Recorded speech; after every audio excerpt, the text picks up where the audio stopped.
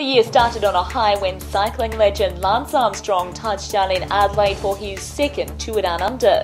Michelle Chanteloy, the woman who said she'd had an affair with Premier Mark Grant, turned up at an art gallery opening and the Premier cancelled at the last minute.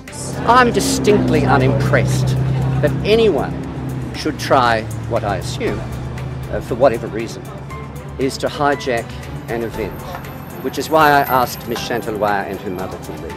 3 teenage boys were killed in a road crash near Mount Compass on Australia Day. A car bomb exploded in Enfield, killing a drug dealer and a Hells Angels bikie. New South Australian laws censoring anonymous political comment on the internet sparked international outrage.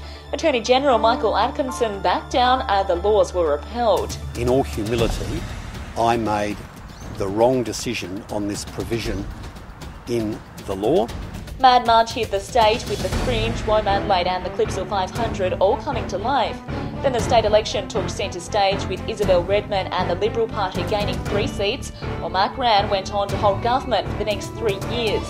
Gary Francis Newman was sentenced to life in prison after murdering teenager Carly Ryan in February 2007.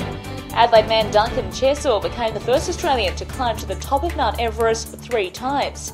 He was joined by Adelaide mother Katie Sarah, who became the first South Australian woman to complete the climb. Police uncovered a stockpile of weapons and explosives during a raid on properties linked to a doomsday cult, while Star Crows players Simon Goodwin, Andrew McLeod, Brett Burton and Tyson Edwards announced they were flying the nest. World Cup fever hit Adelaide in June. Teenager Corey Seamers became the victim of an alleged street race. Deputy Premier Kevin Foley apologised for misleading Parliament over his costings for the Adelaide Oval redevelopment. Madam Speaker, whilst I do fully accept responsibility for inaccuracies given to the Parliament relating to when I was first advised of possible cost overruns in the project, for which I have now followed correct parliamentary procedure and corrected the record. Adelaide girl Julia Gillard became Australia's first female Prime Minister in June, ousting Kevin Rudd in extraordinary circumstances. Convicted killers Matthew Haywood and Jeremy Minter were sentenced to 23 years for the murder of South East woman Glenys Haywood. Mark Williams quit as coach at the Power after the club's 7th straight loss. It's been a wonderful opportunity to coach a wonderful club.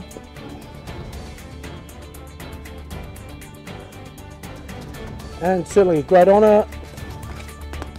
I can't even read that part, it's too hard. Former Power captain Warren Treadray announced his retirement. One of South Australia's great charity partnerships came to an end in August, with former Crows Tony McGuinness and Chris McDermott parting ways. Political spin went into overdrive as the federal election campaign heated up. Julia Gillard received a rock star welcome when she visited her former school, Unley High School, on the campaign trail, while Adelaide was treated to a royal visit when Princess Mary arrived in town. 63-year-old Finnish woman Perio Kampainen was murdered in her Kellington home. 2 14-year-old boys were charged with murder. It was later revealed she had called police, but no patrol was dispatched.